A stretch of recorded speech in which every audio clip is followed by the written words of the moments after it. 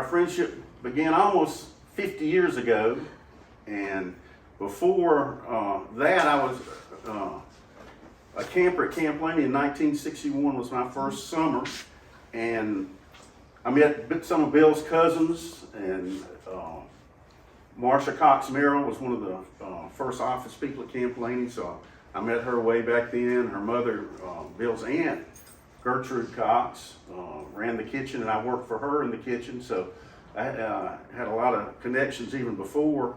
Robert Walcott, Bill's first cousin, was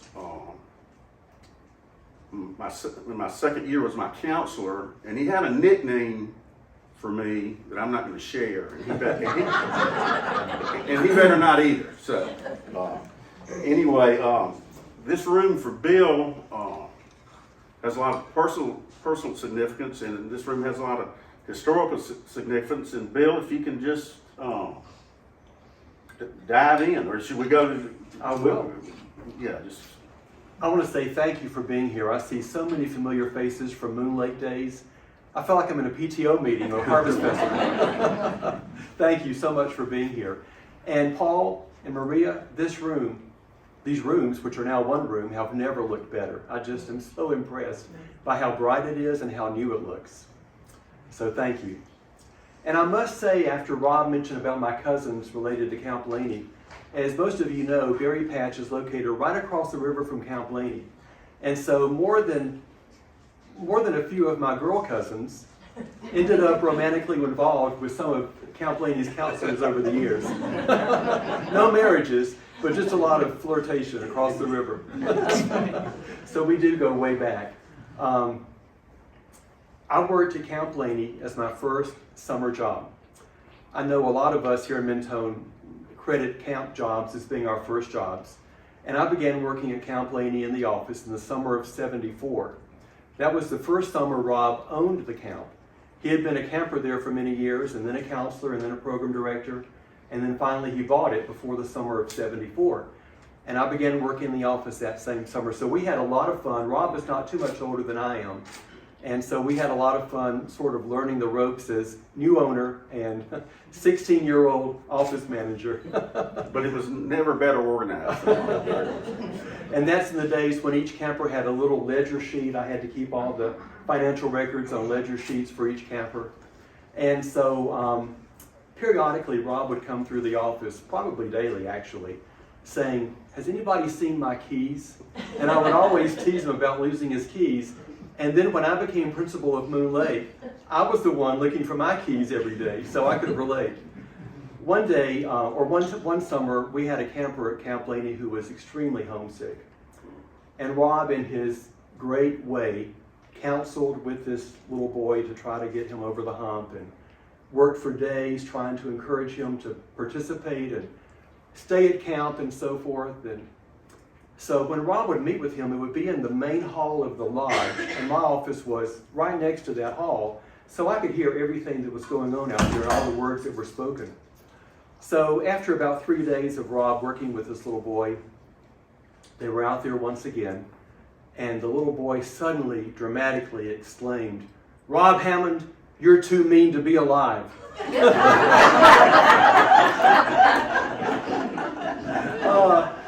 I felt so bad for the little boy, but later Rob and I laughed about his dramatic accusation of Rob Hammond.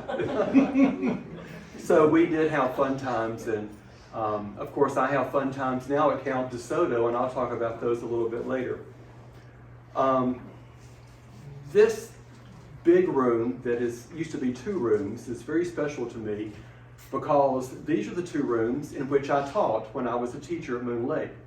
The room on that end, I taught in for 11 years, and then I taught in this room for 2 years. When this school was first built, these were the first 2 rooms that were constructed in the second version of the building after the first one burned. And at first, that opening was there. And I don't know how it was at the very beginning, probably some sort of sliding doors to separate them periodically. But when we came along, we meaning me and my era, there was a folding accordion kind of door to close to separate the 2 rooms, or to open for Harvest Festival and meetings and things like that. So it's so good to see these two rooms once again reunited as one. We've missed that over the years. You may know that in Mentone, before Moon Lake was founded in 1911, there were numerous schools scattered around the community because, of course, the kids had to walk to school and they couldn't walk too far. So there were probably 3 or 4 schools located around Mentone. One was called New Union, down around where the Crows live. One was Bankhead. They were both established before Moon Lake was. And I have here a very historic document. This is the school register from the school year 1906-1907 from Bankhead School. And everything is handwritten, of course. These are the pages where the attendance record was kept and grades and so forth. But the teacher that year at Bankhead School, 1906-07, was named Maud Brown. And Maud Brown was my maternal grandmother's sister. So I love having that connection with Maud Brown from 1906-1907. And the names in here are so familiar. There are quite a few Beatties, B-A-T-Y. You know all the Beatties. There must be 5 or 6 different Beatty children in this register. A lot of Joneses and Browns also. One that really caught my attention when I was looking through this was a young girl who was in 6th grade named Jessie O'Rear. And Jessie O'Rear was a sister of Ruby O'Rear. Many of you have read Ruby O'Rear's diary in the Groundhog. And I think I see the resident of Ruby O'Rear's house in here somewhere. There you are. So her sister was Jessie O'Rear. And Jessie O'Rear married later, of course, and became Jessie Whitehead. And Jessie Whitehead, 30 years after this, was my mom's 1st grade teacher here at Moon Lake. So just so many connections. And, you know, that's so true of Mentone that no matter who you talk to, you find some sort of connection, whether it's blood kin or just friendship kin. But I love this very well-preserved document from Bankhead School in 1906. Well, the original building here at Moon Lake was built in 1911. It was a 2-story building. It had grades 1 through 9, and the younger grades were in the bottom floor, and the older grades were in the top floor. So the land was donated by John Mason, who was a very prominent man here in the community, and it was named, of course, for Moon Lake, which is across the road, now hidden by woods. But some of the older people who are now gone remembered that when they were here in school, they could see the lake because the woods wasn't so dense at that time. So at one time, the lake could be seen from the school. 16 years after it was built, that school burned. And within 1 year, the community had rebuilt these 2 rooms. These 2 rooms were the first 2 rooms built in 1928 to replace the old building that had burned in 1927. And as with so many things about Moon Lake over the years, the community did it. The community always stepped forward and provided for Moon Lake's needs, even when I was a student in the 60s, a teacher in the 80s, and a principal in the 90s and aughts. So Mentone has always been very supportive of its community school. So these 2 rooms were built first, and they served all the students in just these 2 rooms for about 2 years. And then one of the 2 wings was added. I think that wing was added first, but I could be wrong. And then within a few more years, the other wing was added, and then the school was complete. And that's the way the school stayed until 1988. So from the mid-1930s until 1988, it was just this one building. The 2 rooms here and the 2 wings, and that was it. Of course, there was very rudimentary heating, and each classroom had a coal-burning stove. My mom tells me that when she was a student here back in the 1930s, when they would bring their food, because there was no lunchroom, they would put the food that needed to stay warm on top of the coal-burning stove until lunchtime to keep it warm. And they would put their milk jar in the windowsill, especially in the winter because it was so cold and there was very poor insulation for the windows, and so their milk would stay cold in the window until lunchtime. There were no bathrooms, of course, in the early days, and so there were 2 outhouses, one for the boys and one for the girls. And the outhouses were located in what is now the back of the gym. And Mom always told me that the boys would keep the girls chased either around the outhouses or chased so they couldn't get to the outhouses, one or the other. Those mean old boys.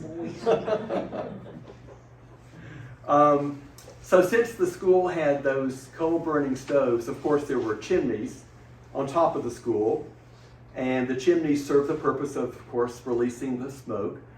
And those chimneys stayed there until the earthquake that we had, what was it, 20 years ago, I guess? Even though they were no longer used. And so when we had the earthquake, the chimneys all fell into the roof and damaged the roofing and the ceilings and so forth. And that's when the school system replaced the roof with this metal blue roof that matches the school colors along with the white siding around the school. That's also the time when they blocked off the two front doors that used to be on either side of that small wall there. Those were the original front doors, and they were still in use until the earthquake. I always thought it was kind of strange when I was teaching in that room that I had 3 doors. No way to be secure in a room with 3 doors. There was a man here in Mentone named Ralph Libby.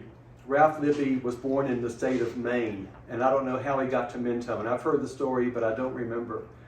But he lived most of his life in Mentone, and for about 50 years, Ralph Libby kept a journal every day, or a diary as he called it.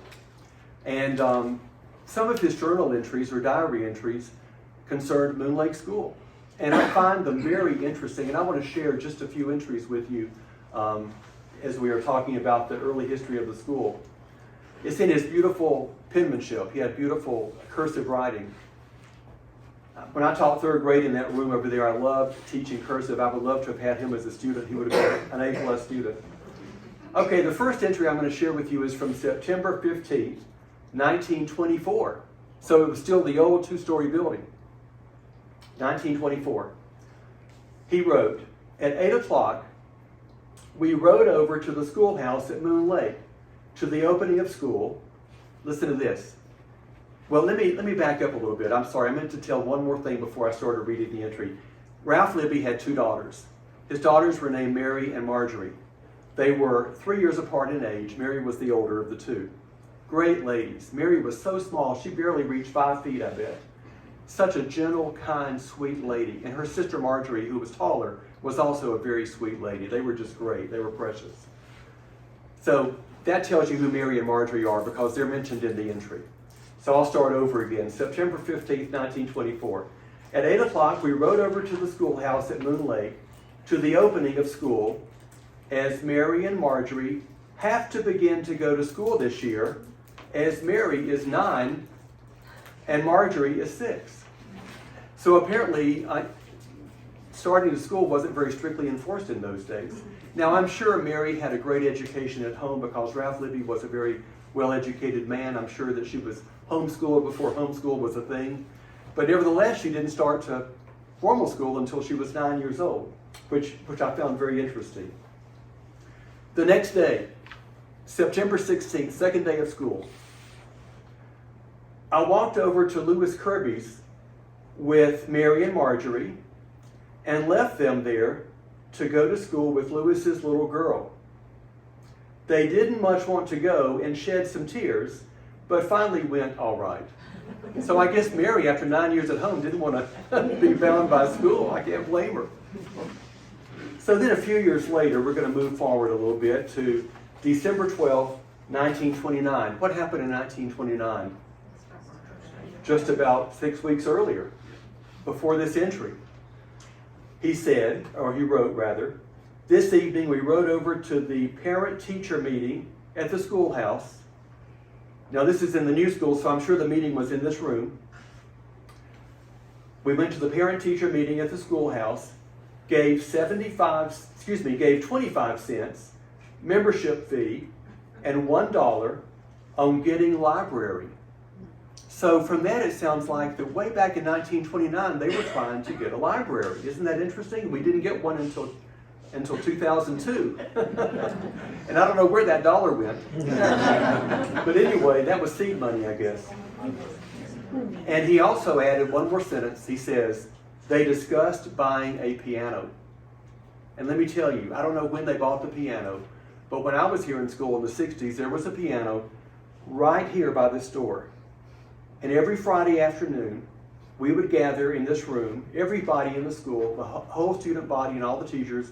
Juanita Smith, who was a teacher back then called Miss Juanita, she would play the piano, and we would all sing patriotic songs. I don't know how long that had gone on before Miss Juanita came here, if there was anybody who could play the piano, but I'm certain that piano was the same one they finally bought at some point after Ralph Libby wrote about that.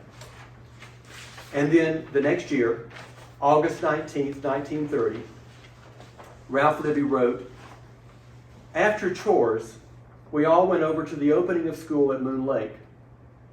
Now, you think about local control of schools. Listen to this.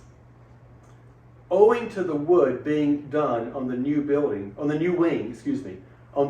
of the building, they voted to postpone opening of school to next Monday."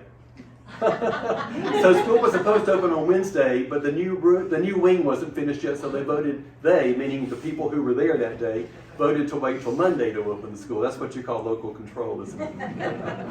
But I find his entries so fascinating, telling about the history of the community. And Kelly, you might want to consider touching base with his granddaughter, Jane Kirby, who has his diaries. That might be a great follow-up to Ruby O'Rear's diaries someday. So, as I mentioned earlier, Moon Lake didn't have a lunchroom when my mom was here in school. It didn't have restrooms when she was here in school, but in the early 50s, those were both added.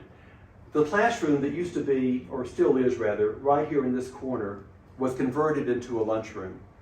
But of course, it was just a classroom-sized room, which meant that only one class at a time could have lunch.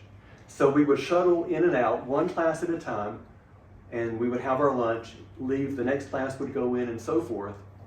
The restrooms were built at that end, at the end of the hallway before you exit the building. And I don't know how they were at first.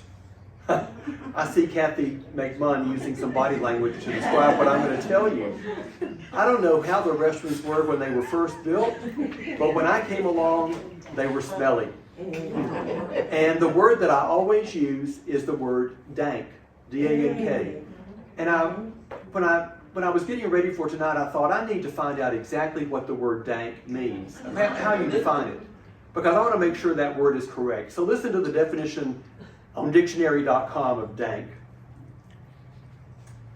Well, let me see here. I lost my place. Okay, here it is. Unpleasantly moist or humid, damp, and often chilly. Does that describe those bathrooms? Yes, to a T. Those restrooms. And Sybil Hopper, who was custodian here for quite a while, always laughs and says that she bought every container of Clorox she could find, and she still couldn't get the restroom clean and smelling good. The lunchroom and the restrooms were both eventually replaced, as we'll talk about a little bit later. But we were glad to I'm sure that the school was glad to have them, even though they weren't the best possible restroom and lunchroom. And we have Joanne Phillips sitting back here with a hat on. Joanne, can you kind of wave? Joanne Phillips' mother was named Prenty Phillips. And Prenty Phillips was a teacher here. And she was Mom's 3rd grade or 5th grade teacher. We're not sure which. She was my mom's teacher in one of those 2 grades. And so while she was Mom's teacher, she was pregnant with Joanne, the lady in the hat. And so Prenty Phillips, the teacher, let the students in her class, including my mom, choose Joanne's name. Isn't that neat? So she's named Joanne thanks to my mom and her classmates. May I ask you something else? Say, please. My mother was in the hospital on her last days of life, and his mother was the one who took care of her. I love that story. It goes full circle. Thank you. Thank you for sharing that. My mom was a nurse at the hospital in Fort Payne. Rob, I know this is a conversation, and I'm not giving you a chance to converse. No. Keep going. I'm sorry. Don't fall asleep now. I'm with you. If I hear snoring over there, I'm going to stop and let him. Thank you. Thank you. So, Kelly asked me to share memories, not just of old Moon Lake, which I've done now, but also memories of when I was a student, when I was a teacher, and when I was principal. So I'll do that now, if that's okay. First of all, student. I started the 1st grade here in 1963. Of course, there was no kindergarten back then. the teachers at that time and all before that time, and even when I was teaching here, when you came through the school door, the classroom door, those kids were yours all day long until you left the classroom door. There was no PE teacher, there was no planning period, there was no any kind of break. And that was kind of neat because they were my kids all day long, 24/7. And I kind of liked that. And we all had split classes, which means that we had 2 grades in one room. And even though that isn't exactly ideal because you can't individualize as much as you would like to and so forth, it does have some good features. For example, when you have 34 students in 2 different grades, which I did for 2 years in a row, 34 third and second graders together, the good thing is that those students in the lower grade kind of get a sneak preview of what's being taught to the higher grade. And those who are ready for it, they pick it up and go ahead and do it. And I would have students in the lower grade in the room who would sometimes turn in things even though they weren't assigned them, just because they were eager to do it. I'm thinking about Ivy Gabois. She was a student here and her mother was the kindergarten teacher at that time, Gay Gabois. Ivy was always doing work for the older class when she was in the younger class and turning it in for a grade, and I would grade it. So likewise, the older students who need to have a review of the previous material get that review. And then the older students kind of can be helpers or tutors or whatever for the younger students. So, you know, there are some positives to a split classroom like that, even though it's not really ideal. There are some good things about it as well. As I said, I started to school here in 1963, and when I became principal, I was cleaning out the principal's closet in there and came across this old Alabama school register. And this school register happens to be from the year that I was in first grade. I was so pleased to find this. I couldn't believe it was my year. It was the only one in there, and it was my first grade year. And so when I started to school here in 1963, according to the register, the enrollment from grades 1 through 6, because by this time they had dropped grades 7, 8, and 9, the enrollment here was 75. The all-time highest enrollment was exactly double that number, 150. That was in the 2008-2009 school year, 150. Double exactly what it was in 1963 when I started. But memorabilia like this is just irreplaceable to me. So when back in those days, when you would start first grade in schools, you would be given the brand new measles vaccine at the school. And so my mom brought me here, and it's one of my earliest memories of life. I mean, I'm sure I have some earlier memories, but this is one of the most vivid. We were in the room at the end of the hall there where the Ribkas are now. That was the first and second grade classroom. Miss Catherine was the teacher. And so the day before school started, Mom brought me a lot, and all the other kids were here too. We didn't know each other yet, but Mom brought me, and I was to get my measles vaccine. And so it just turns out that I have a first cousin named Deborah. She was Deborah Jones, and she was in my class from first grade through 12th grade. She's the only one I knew who was there that day. And so I went into the cloakroom to get my shot. They were giving shots in the cloakroom. I guess they wanted to keep it private. I don't know. But in that cloakroom, I got my shot, and I came out and I was okay. Deborah went right behind me. When Deborah came out, she was bawling. And so because she was bawling, I began bawling. I was fine until she came out. So 4 years later, in 5th grade, Deborah, the same cousin, and I had the great joy of being crowned Harvest Festival King and Queen. This is us on this stage being crowned Harvest Festival King and Queen. Now to become Harvest Festival King and Queen in those days, you had to raise money. And the class with the largest amount of money, their contestants would be crowned King and Queen. And it just so happens Deborah and I had very hardworking parents. So it was no credit to us at all. We were just happy to be there. So notice that we have on beautiful crowns, handmade, construction paper, glitter, and gold stars.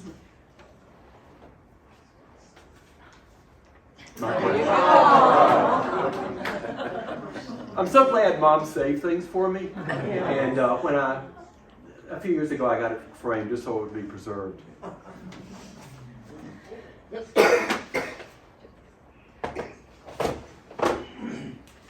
You want to say anything?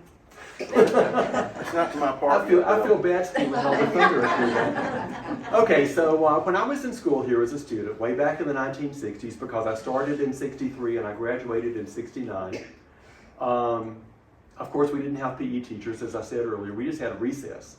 And recess was a great time for socialization and making up games. I mean, we didn't have any kind of organized games at all. I remember I had never heard of Frankenstein. I was a very sheltered child, I guess. I had never heard of Frankenstein. And I remember one day out on the side here where we had our swing sets and our monkey bars between the school and 117, two of my classmates, Mark Wright and Leslie Blaylock, began playing Frankenstein. And that meant they simply pulled their coat over their head and had their arms out like this. And it scared me because I didn't know what they were doing. And they said, "We're Frankenstein." And that's how I found out who Frankenstein was. In the front of the school here, all of you are familiar with that wonderful oak tree that we all revere so much where the playground is built. But did you know that between there and the school, there used to be an equally large tree about where that stone planter is, where you were planting flowers the other day, Maria. There used to be a big tree there, just as big as the one that's by the road. So my very favorite thing to do at recess with my classmates, we would bring little cars, Hot Wheels sized cars, but this was before Hot Wheels. And we'd bring little cars, and that tree had wonderful roots that grew above the ground. We would make tunnels under the roots and drive our cars under the tunnels and make little roads and so forth. My favorite thing to do at recess. But you know what? I feel kind of guilty because I think that we probably killed the tree, and that's why it's not there anymore. We made so many tunnels under those roots. Everything was homemade on the playground. Nothing was store-bought, so to speak. Well, the wooden playground is homemade also. We built that over the summer before I became principal. But our homemade equipment was also, when I was in school here, it was on this side of the school, as I mentioned earlier. We had homemade, by the community, monkey bars. And they were simply lead pipes, what do you call it? Water pipes. They were like lead water pipes that had been galvanized. But what do you call it when you put metal together? Welded. Thank you. Whoever said welded, thank you. They had been welded together. It was just a very simple construction, but that was our monkey bars. Our swing sets were homemade. We had a seesaw that was homemade, just a plank on a metal thing. And it was all over there. I don't remember anything being on the playground when I was little except the trees and us. And, we would play team games in the field and sometimes team games here on the playground, but all the equipment was over here on this side at that time. Now, I was never one of these people, but all through Moon Lake's history, that area of woods between here and the Perkins property has been notorious for people sneaking off and kissing. When I was in school here, it was called the swamp. And those who were inclined to be tattletales, not me, but those who were inclined to be tattletales would run tell the teacher, "So-and-so is in the swamp." And everybody knew at that moment they were kissing. Now, when I came along as a teacher, it became called the weeds. Michelle, why was it called the weeds instead of the swamp? Well, I think because it had dried up. Oh. So it had changed names while I wasn't here, and I didn't know why it had changed names, but nevertheless, the weeds were just as good a kissing spot as the swamp was. Here in the front row, we have two girls. One of them has been coughing and is in the back now, but two girls sitting side by side who were a few years behind me in school here at Moon Lake and then at Valley Head. And they were in the same class, best friends with each other. Would you believe that out of a limited number of children in this small school, there would be two girls in the same class whose names are Kathy, Lynn, Kirby? The only difference is Kathy McMunn had Kirby with an I, and Kathy Stevenson had Kirby with an E. But I remember that we normally called Kathy, who is now Kathy Stevenson, we called her Curly Kathy because she had extremely curly hair. So we had 2 Kathy Lynn Kirbys in one class here at Moon Lake, believe it or not.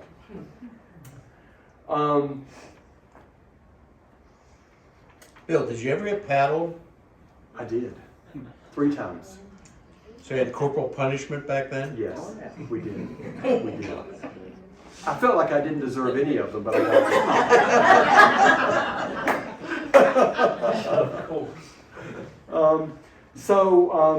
You know, I love top 40 music. I've been a fan of top 40 music for ages. Well, ever since the summer of '67. Because in the summer of '67, there were such great hits as Come On Down to My Boat Baby by Every Mother's Son, and Windy by the Association, and Silence is Golden by the Tremolos. Some of you who are older remember all those songs. And that's the summer that I first discovered top 40 music. And the way I discovered top 40 music that summer is because 4 times that summer, Count Blaney had a dance with Skyline, and they would play those songs loudly in the gym, and I could hear them across the river. And I loved hearing those songs. Anytime I hear those 3 songs in particular, I think back to the summer of '67. Around the same time, anytime we would have a snow day here at Moon Lake, and we had more snow days back then than we do now, but anytime we had a snow day, we would still come to school, but the buses would not run. So those of us whose mothers would bring us, we would come to school, and we had the best time because we didn't do anything except just have fun with our friends. And there would be maybe out of my class at 18, and out of 18 people, maybe there would be 6 or 8 of us.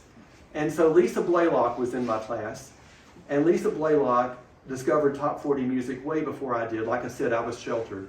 And Lisa would bring her 45s, and we had a record player. I guess it was probably a Title I record player. And we would play her 45s. And anytime I hear Bobby Goldsboro's song, Honey, I think back to those snow days. And also Indian Giver by 1910 Fruit Gum Company and songs from those years always bring back memories of snow days with Lisa Blaylock's little 45 records. Well, you know, Moon Lake has always thrived on publicity because publicity lets people know about this little school, the little school that could. And so publicity for Moon Lake has been so vital to its success and positive notoriety. Here's an article from the Times Journal, September 24th, 1963. This is about a month after I started first grade. And, here's a picture of the school. You can see it was just that one building, that was it. This one building, I should say. The title, for those of you who can't see, says, Moon Lake School gets facelifting with new paint outside, new roof. Classrooms were painted during summer. And so in the article, it says, this is my class, the first grade, my class, had a beginning enrollment of 18. Mrs. Catherine Jones, first grade teacher, reports that hers is a very promising group. And we were. We were promising all the way to 12th grade. Class of 75, we were the best. The article goes on to say, listen to this. It is hoped that the recent accomplishments of Moon Lake School will only be an incentive to reach out for higher and larger goals in the future in order that the children of this area may receive the best possible opportunities to develop to their fullest all of their abilities. Isn't that a great sentence about Moon Lake and how Moon Lake did do those things across the years for so many of us who are here in this room? 2 years later, 1965, February 23rd, we were in the Birmingham News, not just the Fort Payne Times Journal. And the title of this article is Country School's Last Stand. This was the second front page of the Birmingham News, so it was second page of the paper. Here again is a picture of the school. And for those of you who can see it, this is that tree that I was talking about, right here in front where the planter is now. This was the principal, Aubrey Elam. He was Juanita Smith's brother. And his son was in my class. And this is me. This is yours truly right here. I happen to be the one featured in the pictures. The article says, Mentone citizenry is determined to keep their school, which for several years has been threatened by consolidation with Valley Head, a larger school just 3 miles down the road. The school board has pledged not to consolidate Moon Lake with Valley Head on condition the Mentone community keeps the building in good shape and Elam, the principal, keeps school finances in good order. Well, several of us spoke at the board meeting when the school board decided to close the school, and we mentioned the fact that in 1965, the board had pledged not to close it if we kept it in good order. They didn't abide by that ruling many years earlier. But anyway, we tried our best. So now we'll go into some memories of while I was teacher. And I just want to say that I'll start off by saying that my first day of teaching in that room right down there, I had all of third grade and part of second. I don't know how many I had, more than 20, probably 25 or so. And Michelle Kinzer, would you raise your hand? She was one of my first third graders. She survived me and I survived her. And if you know Michelle, that's saying a lot. She was Michelle Hopper back in those days, and her mother, Brenda Hopper, was a very actively involved parent. And so, you know, I was the novice teacher, and I had 2 different grade levels in one room, and I had no clue what I was doing. And so I thought, well, I got to keep these kids separated some way, so the third graders will be separate from the second graders. So in my innocence, I turned the third grade students facing in that direction, and I turned the second grade desk facing in this direction, so they looked like they were 2 teams about to wage battle, facing each other, with their side to the blackboard. And Brenda came to me privately, her mother, Michelle's mother, and she said, "Don't you think it might be better to turn the students' desks so they're facing the blackboard?" I said, "Oh, you know what? I think that's probably a good idea." So for one day, the students had to crane their necks to copy things off the blackboard. And then when they went home, I changed the desk so they were facing toward the blackboard instead of facing each other. I want to fast forward just a little bit to when I was principal, because Brenda Hopper plays a role in this too. Later, when I became principal, Brenda was the lunchroom manager, the same one who helped me learn how to arrange my desks. She ended up being my lunchroom manager, and Michelle became her assistant. So I was working with Brenda and Michelle. They were a wonderful team. But one day, Brenda called me over to the lunchroom, Michelle's mother, the same one who had corrected me with my desks. And on the menu that day was chicken pot pie. And she said, "I need to tell you something." And I said, "What?" And she said, "I made the pie, but I forgot to put in the chicken." I said, "Well, what will we do? It's just going to be pot pie." And that doesn't sound very good. So she said, "I think I'll just put it on the side." So we had pot pie with chicken on the side. So Brenda is very memorable in my school experience, both as teacher and principal. The first spring break that I had here at Moon Lake as teacher, I spent the whole week painting my classroom. It had dark paneling and just looked kind of dingy. So I spent that whole week, 24/7 it felt like, repainting my room, and I unwisely, once again, I was not a very wise early teacher. I very unwisely chose baby blue, and for the trim.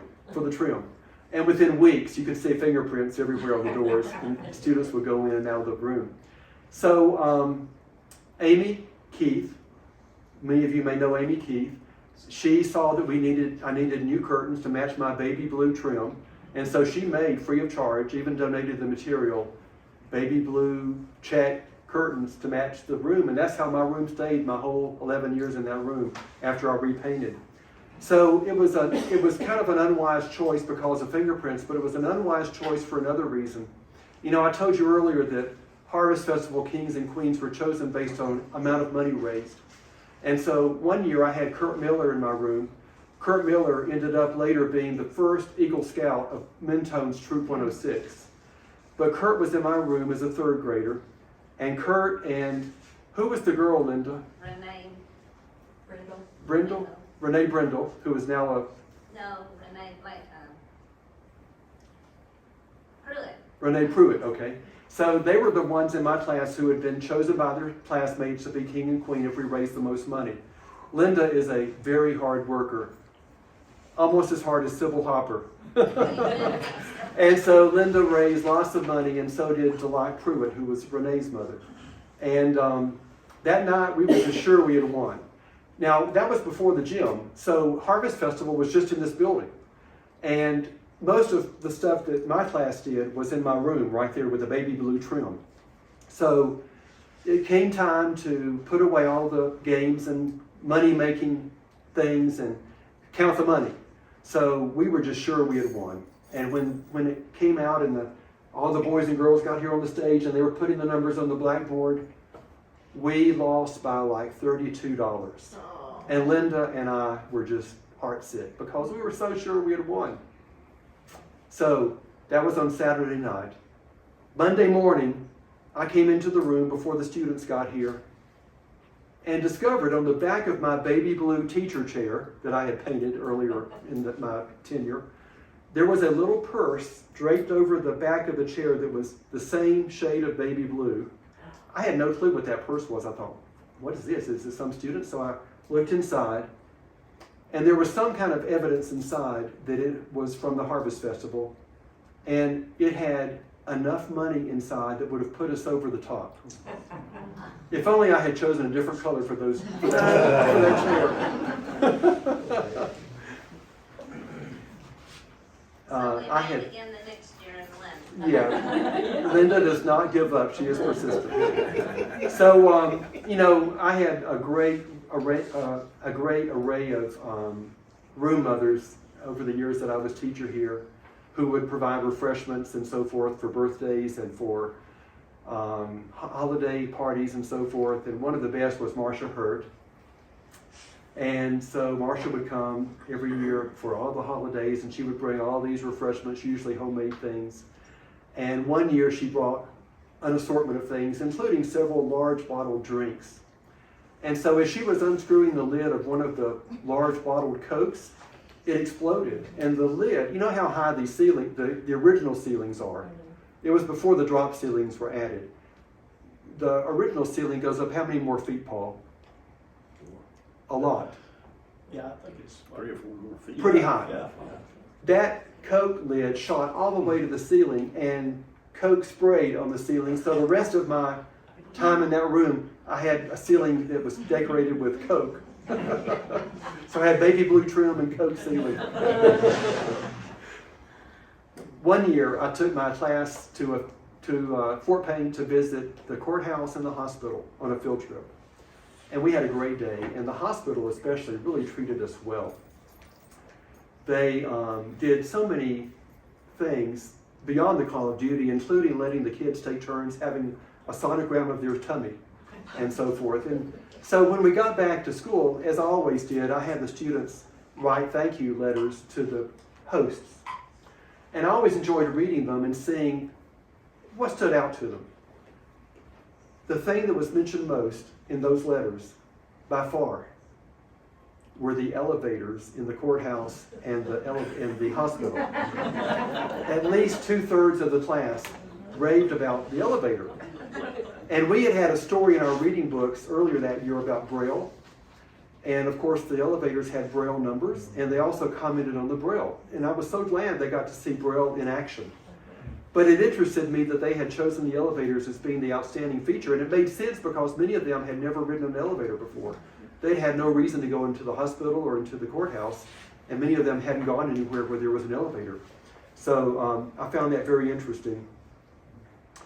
Now, until I would say probably the late 1990s, we had an old radiator system that had replaced those coal-burning stoves, probably in the 50s.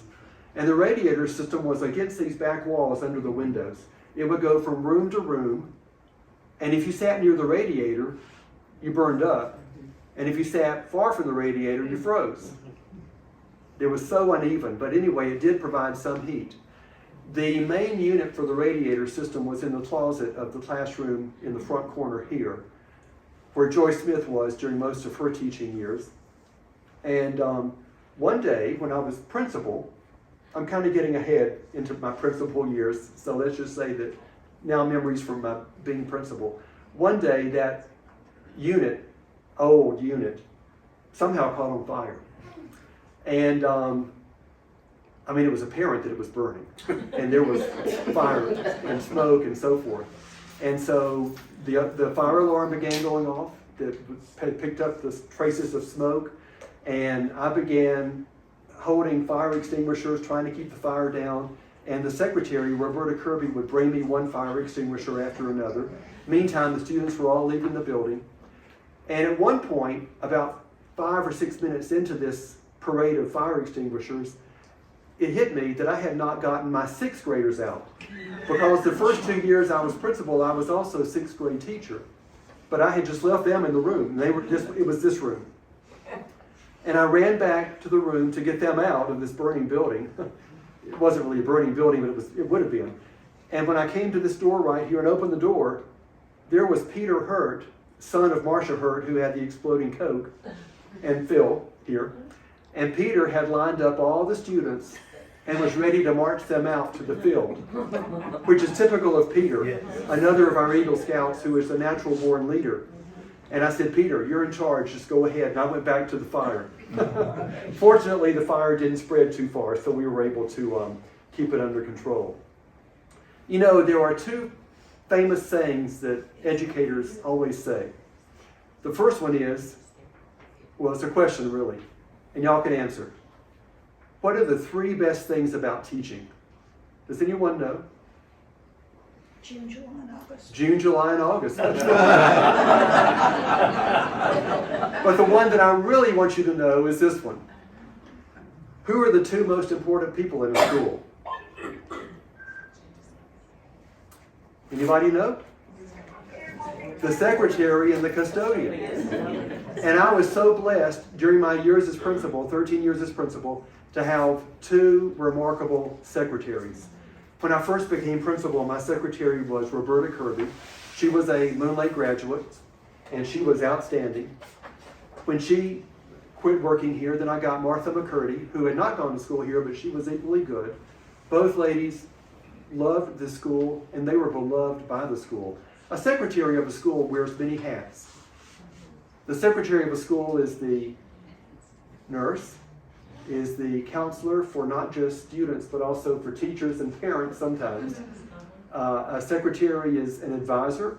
I mean, I often went to Martha McCurdy and Roberta Kirby to get some quick advice on something. So a secretary wears many hats, and I had 2 wonderful secretaries. While I was teacher, the secretary at Moon Lake was Helen Seibert. I'm not sure if any of you remember Helen Seibert, but she was also a great school secretary.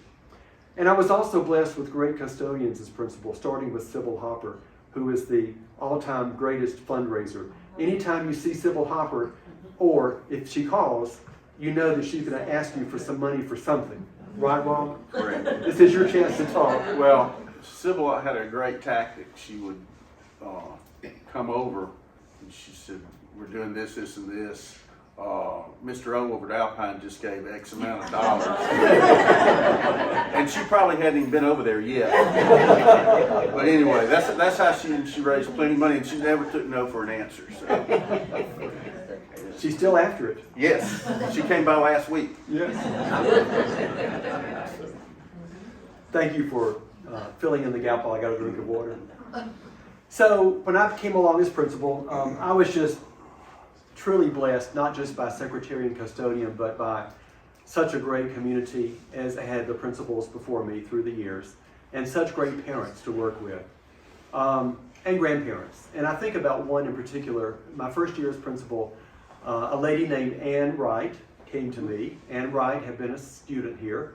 She was Ann Blaylock before she married, and her brothers and sisters had gone here to school, her children, her grandchildren. And so she was very devoted to this school through the years. And she came to me my first year as principal, and she said, I want to build, she was also a master gardener, by the way, and president of the Rhododendron Garden Club here in Mentone at that time. And so she came to me that year and she said, I want to establish a butterfly garden at Moon Lake. And I had never heard of a butterfly garden. And I said, what is that? And she told me. And I said, well, where will we put it? And I had no idea how large it would be. And she said, I want to do it on the back 2 sides of the gym. And so I said, well, that sounds wonderful. And she said, don't worry, we'll take care of everything. We meaning the garden club. Well, at that time, the gym had been built about 6 years. And by the way, I want to say this. The principal before me was Charles Bell. He taught in this room. And he taught 6th grade as principal. And Charles Bell was a very beloved man who preached to his students.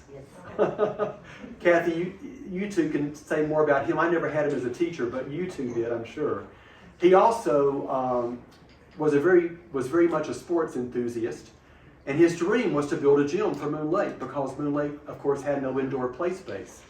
And that was a great accomplishment of his tenure as principal, was getting that gym built, which was so beneficial to the school and the community. Do y'all want to say anything about Mr. Bell real quickly?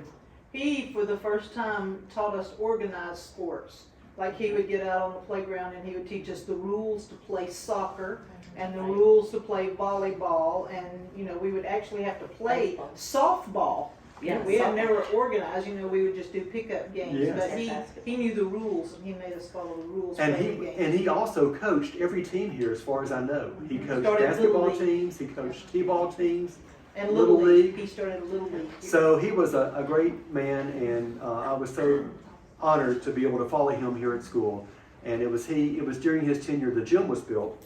He was an excellent teacher. Yes. We were very Yes. prepared to go to Yes. Valley Head for 7th Very. grade. We had already covered a lot of the things and done a lot of things in 6th grade that usually you didn't do until you were in 7th grade. And he was very much Excellent. into social studies. He Very loved good. history and Yes. politics and so forth. So Public speaking. Yeah. the back 2 sides of the gym, it had been built about 6 years by this time, and the back 2 sides had become just weeds full of trash. It had old tires and even a water heater somebody had thrown back there. So the whole first year was spent cleaning out those back 2 sides of the gym. And once it was cleaned out and prepared, then the garden club did do a beautiful butterfly garden that was maintained by the students and by the garden club for the next decade or more. Well, actually for the next 15 years. And then the butterfly garden disappeared, unfortunately, but we hope that it's going to be reestablished again. So this is a picture.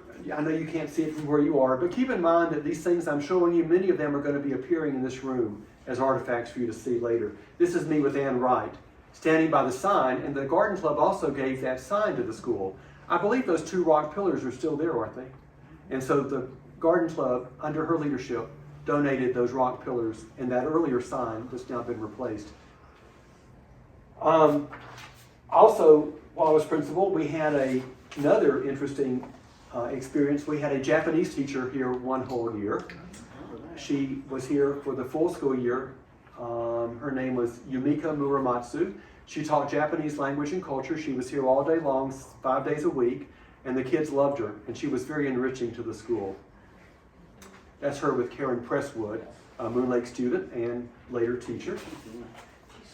And another person of interest who came here to Moon Lake while I was principal was Miss Alabama, Scarlett Dupree, first runner-up to Miss America. There she is on the front porch with several of us, including you. You're in this picture right there by me, Jelaine. So thank you for being here that day. Okay, so a real turning point occurred for Moon Lake in 1996. In 1996, Rudy and Dee Bell, who were living in what is now the Murph House, the community house, they wanted to sell their house and 4.2 acres of property that adjoined the school. Well, the school had no space to grow physically. And so I approached the school board and they said, yes, we would like to buy property to, have room to grow. And Murph, that had been established 3 years earlier, wanted also a place to house programs and so forth. So it was a match made in heaven, as the saying goes. Murph paid half, and the school board paid half, and each group got half of the property. So the school got 2.1 acres, and Murph got 2.1 acres. And that allowed Murph to have a place to build a walking track and to have a house and so forth. It allowed the school to build the cafeteria, the library, the sidewalks, all the things that are on what used to be their property, not the school property. So in 1996, we bought that property, we meaning Murph and the school board, that allowed us to add all the things that were added in the next few years. So I just want to say that I'm so thankful also, in addition to the people I've named already, I'm so thankful for very supportive superintendents, especially the first one that I worked under, whose name was Weldon Parrish. He was a great man and a great mentor to me, and he always spoke so favorably about Moon Lake and always said to me, I see great things in the future for Moon Lake. And that was so encouraging whenever I would go see him, for him to tell me that. And we're still seeing great things here at Moon Lake, Paul, thanks to what you're doing. And I want to say also how much I appreciate the contributions over the years of our, at that time, our state representative and our state senator. They were, Lowell Barron was our state senator, and he would come at least once a semester, always with a check. It was Lowell Barron who provided the money to pave the driveway and the parking area here in front of the school. Before that, it was just a dust bowl in the summer and a mud hole in the winter. And getting that paved was wonderful. He provided the first donation for the library. He gave $5,000. That was the first money given for the construction of the library, not including the $1 that had been given back in 1920. That disappeared long ago. And then our representative, when I was principal, was Todd Greason. And Todd Greason would appear every semester, also bearing a check. In this picture, he's given me a $4,000 check for some playground equipment. So I was just so grateful for their input across the years that added so much to the school. And they would call me and say, what do you need? And I would tell them, and then they would appear with a check. Now, I must say that Todd Greason would come solo. Lowell Barron would always bring his assistant with the camera. Oh, yeah. And they deserve the publicity. Let me just look at my notes here real quickly. Yeah. Kelly said that we have an hour and 15 minutes, and I think right now we still have 13 minutes.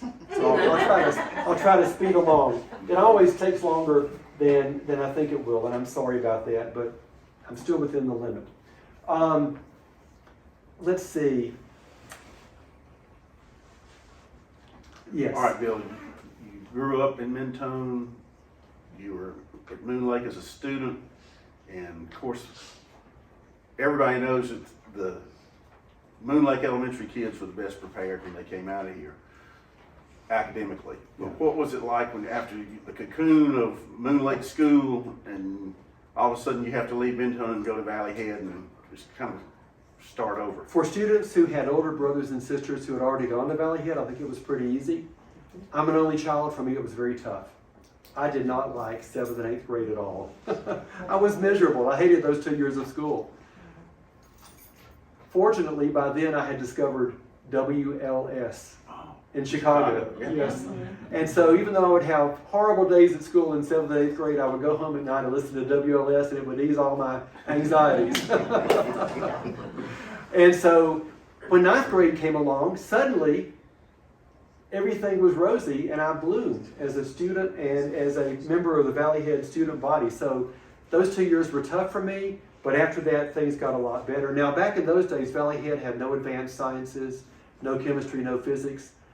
I'm a planner by nature. I like to plan things, and my lifelong plan when I was a child and teenager was to be a dentist and live in Seattle and drive a Chrysler Imperial LeBaron 4-door hardtop. Anytime somebody would say to me, what do you want to do when you grow up? I would say the whole thing as if it was one word.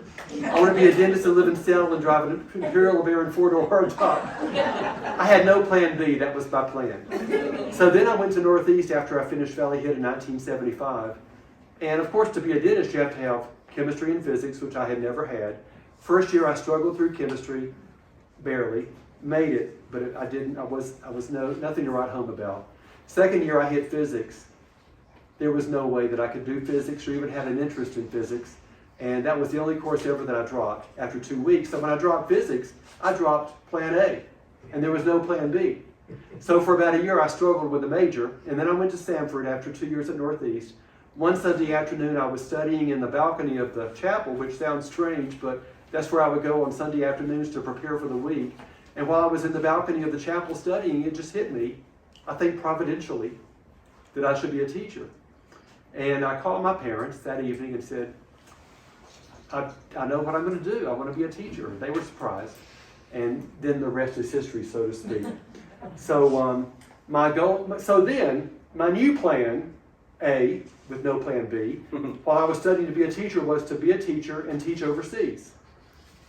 And so I finished in December of 1980, and in January of 81, I went to an international schools jobs fair in Tuscaloosa and met with 7 or 8 different principals from different countries and had 2 job offers, and I was really gung-ho to take the job in Ecuador that was offered to me. My father very wisely advised me to get my grounding as a teacher in the U.S. first, before venturing somewhere where I wouldn't have access to supplies and where I'd have to learn the language and the culture. And so, reluctantly, I obeyed him, as I always did, and I'm so glad I did, because by obeying him, I was able to have my career here at Moon Lake, which I am so very thankful for. But in the back of my mind, all my life, I've still had that thought, I still want to go overseas and teach someday. And so I'm an only child, as I mentioned earlier, and as my parents grew older, there was no way that I would ever just leave them behind. And as many of you know, my mom passed away 2 years ago, and so I began sort of actively seeking opportunities and, sort of to see, is this really going to be a reality, or am I going to, be on my deathbed thinking, I wish I had pursued that dream. So should I go ahead? Or do you want to say something?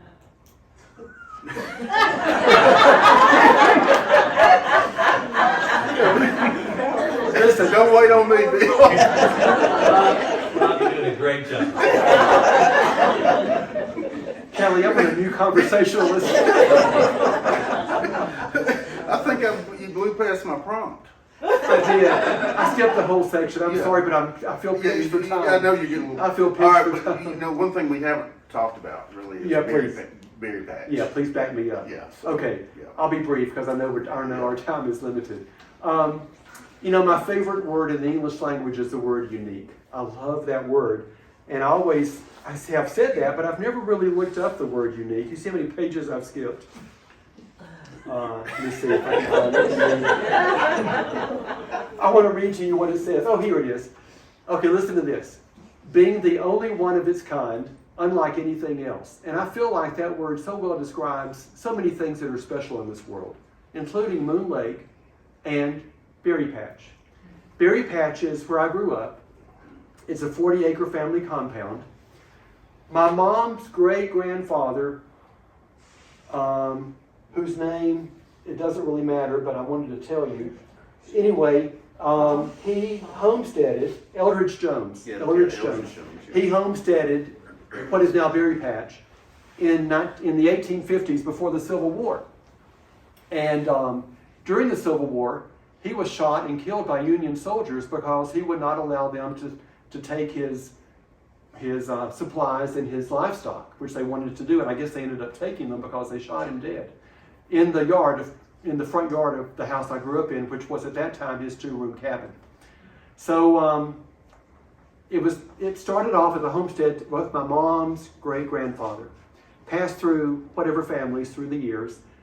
Around 1921, my father's father, who was a doctor in Birmingham, had a patient come into his office, very upset because his only son had died in a drowning accident in Mentone in Little River, and he never wanted to go back. He just wanted to sell his property. It turns out the property he wanted to sell was this property that was homesteaded by my mom's great-grandfather. Well, my grandfather, this was 4 years before my father was even born, 10 years before my mom was born. My paternal grandfather bought the property. They began coming up every summer from Birmingham, built a large cabin we called the cottage, which turned 100 years old last year. Long story short, in 1951, my parents got married, and Mom always said to Dad, "I just married you to get the family property back."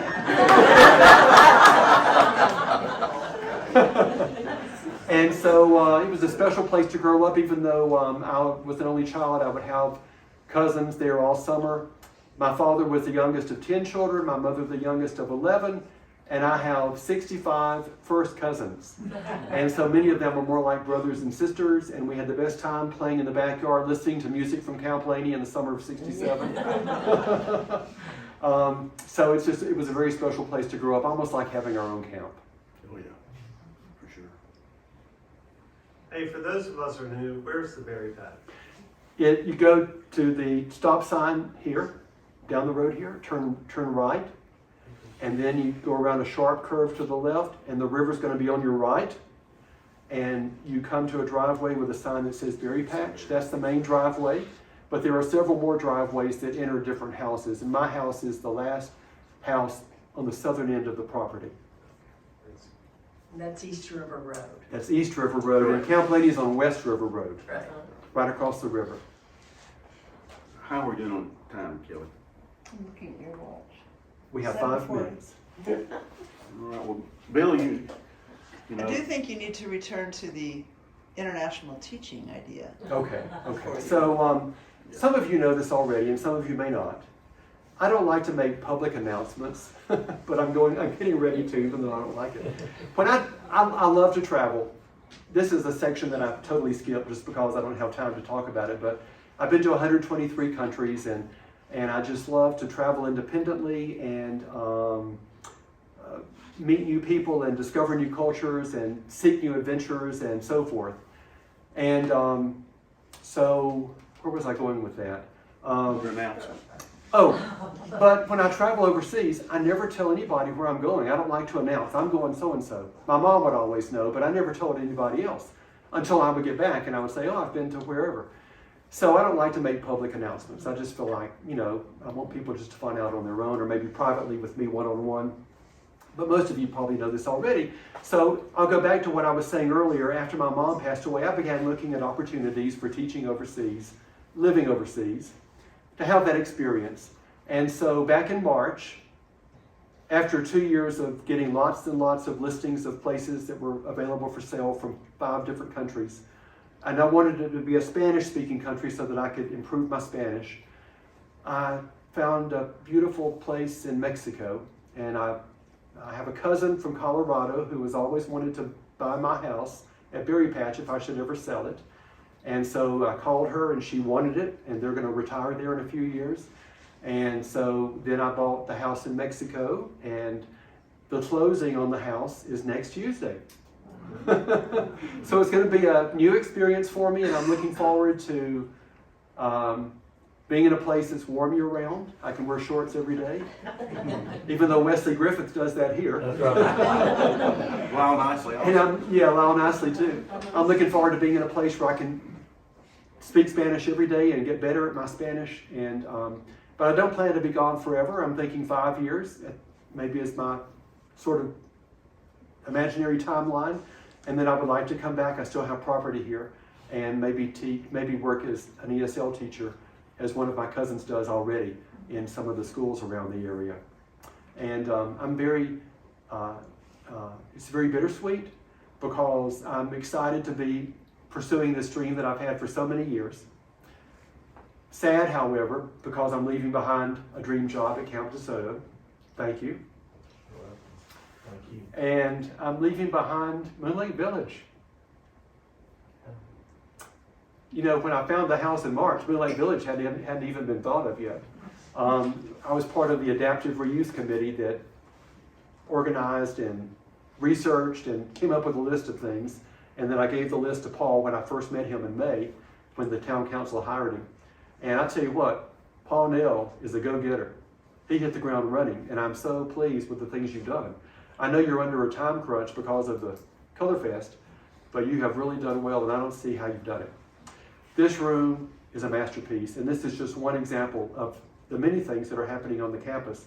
If you haven't seen the amphitheater yet, which Rudy Bell started building when he still owned that property, you should go around there in daylight and see what has happened. It's just amazing, that amphitheater. And it's going to be ready for bands and musicians and so forth at the Color Fest next month. So, it is 7:44. How's that? Well done. All right on time, Bill. This has been a lovely way to really inaugurate the Bilberry community. Yeah, the Bill Well, Community Room. I want to just say I'm truly honored and humbled by that and feel so undeserving, but I'm just really grateful and thankful. And to be these two rooms, the two rooms that I taught in, makes it even more special. So thank you.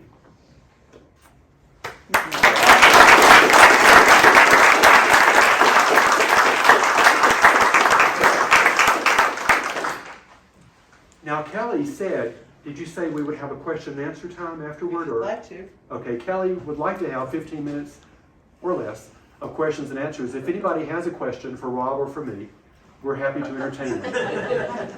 I have one question. I'm curious, how many of you went to Moon Lake School?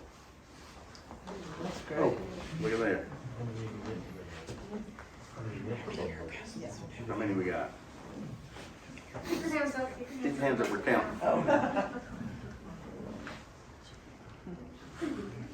It is. How many we got? Did we count? Are you counting? Lord. so nobody's counting? Nobody's counting. 1, 2, 3, 4, 5, 6, 7, 8. 9. I think Oh, 9. okay. 10.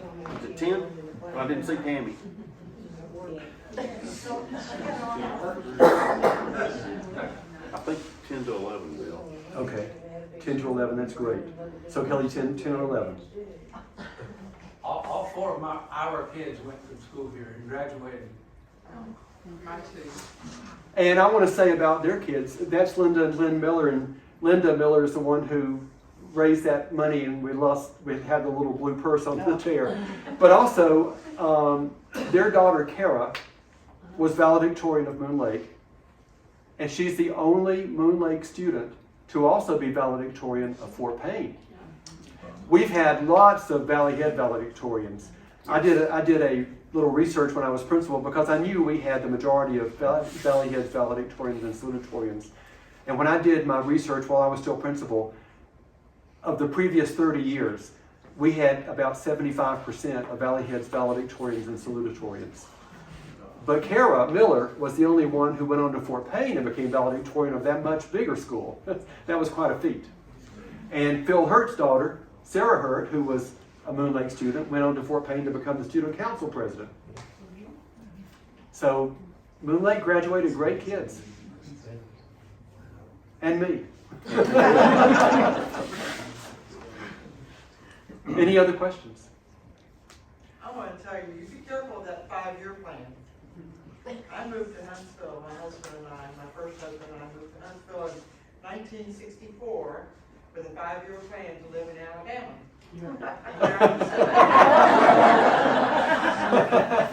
You're in trouble. May I ask where in Mexico, Bill? Playa del Carmen. Oh, nice. Nice spot. Nice place. Love the Yucatan. Me too. Are you gonna send us postcards and letters and let us know how you're doing to Rob, and he can post it in the Groundhog? I will, or maybe to Kelly, since she's the Groundhog editor. I will. But Bill's planning on leaving some artifacts and things that we can, some Yeah. more photos and things that we can put on the walls. And These things I shared tonight are all personal objects that I've collected over the years, and then I have a lot more at home. I just, of course, selected a few things to bring tonight, and I'm going to work with Rob and Paul on putting some more things here in the room that can be displayed. And I love the displays you've already created. Thank you very much. Before anybody leaves, I want to get a selfie of the whole group, if I may, including us. I want to get right here behind you, Rob. If you can stand right here behind me. all right. Okay. If everybody would just look this way. One more. 1, 2, 3. Thank you. That's a first. And Bill, didn't you say that you were gonna teach down there? Well, you know, I don't have a firmly committed job, Okay. but there are a lot of opportunities for both informal and formal teaching, and so I feel like something will come along. So no plan Know A? what? No plan A? You know what? When I became principal, I learned to be flexible. And so I no longer do plan A and B. I just sort of go with the flow. Although sometimes Bill may probably think in the office I'm too much of a planner. He's the most organized person Yeah, I believe I've ever known, for sure. Any other questions? But he's gonna be wearing shorts from now on. Yeah. Bill, I wanted to say, we were talking about Mr. Bell and his organized sports. That room used to be the basketball court. Oh, yeah, that's right. Right there? Yeah. He had got money from somewhere to put guards over the windows and guards over the lights, so we could play basketball. Was it just that room, or did he open the just that divider? room. Oh, okay. And it didn't have a classroom in it at the time, I don't know what. Second, third, Hey. fourth. Yeah. There's 3 broke windows back there, we gotta I was good at basketball. I'm going to add something. This is in the part that I skipped over because of time, but you know, when you're here at Moon Lake as a student, everybody knows everybody, right? And you're all pretty much related one way or the other. So when I started the school here in first grade, I had my aunt, Catherine Jones, as my first and second grade teacher. And I called her Miss Catherine because everybody called her Miss Catherine. And even though she was my aunt, I called her Miss Catherine all of her life. And so then, in third and fourth grade, I had Gary Kendrick as a teacher, and he was my preacher at the church here next door. So I had my aunt in first and third, and my preacher in third and fourth. I had to be a really good boy all the time with my preacher and my aunt right there down the hall. That's tough. Yeah. Hey, Bill, Yes. you wanna tell about the yearbook? Oh, yes, thank you. I thought I brought it with me, but maybe I saw it there. here it is. Some of you may have already purchased a copy of the Moon Lake yearbook. This was the final yearbook commemorating 110 years of the school. And Lee Long, who was a Moon Lake student and then Moon Lake kindergarten teacher, and I are the ones who did the yearbook last year. And it has a lot of history in the book, and lots of old photographs and timeline and so forth. It's a great historical document. And then it gets into last year's students and so forth. So part of it is the last year of Moon Lake. But even that part is historic because it was Moon Lake's last students. And so we sold out of these yearbooks pretty quickly, within months. And so I've talked to Paul and to Rob, and they're both interested in reordering. And I'm going to add a little section at the end about Moon Lake Village just to sort of take it to the next chapter. And I haven't ordered them yet because I need to do that editing. But Paul wanted me to tell you that these will be available hopefully by the Color Fest. And we're going to order 200, I think. Is that right? Is that right? I haven't checked with Kristen about whether that's going to be Well, okay. let me know if you want to change it. But anyway, so this yearbook will eventually be available when we get them back, updated with a little Moon Lake Village at the end. Thank you for mentioning that. And I'm not doing this as a promo for myself at all. I don't get any money from this. I just happen to be the one who worked on it and have a copy with Well, me. if you sign it, we'll. You can fly back from Mexico for Color Fest. Yeah. Anyone else? Tammy, did you have your hand up? Oh, okay, I'm sorry. I'll ask Oh, you a question. Yes. I want to know what you got sent to the principal's office for when you were a little kid. Oh. Well, the second one is the one I remember best because it was a day when there was a lot of snow out there. And all the boys, not all the boys, but some of the boys threw rocks at the girls. I didn't, and I promise you I didn't. But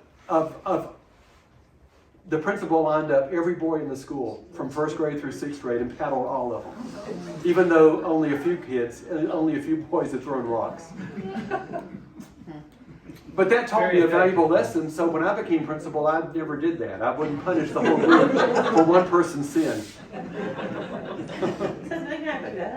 Did it? Yeah, we were in the 6th grade and Mr. Bell was in the lunchroom. And we were all, she was teaching us how to blow our fists. Oh, yeah. He came in and lined every one of us up. Because we were supposed to be quiet while he was out of the room. Yeah. Now, we didn't ask this at the beginning, we should have, but can you in back hear us okay? Yeah. Okay, good. Good time to be asking. Better late than never.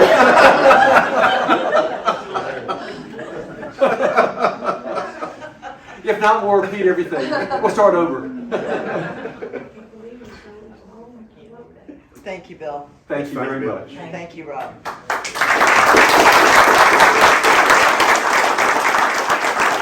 And thank you all for being here. Yes, Very much. thanks for coming. It's a good way to start this room.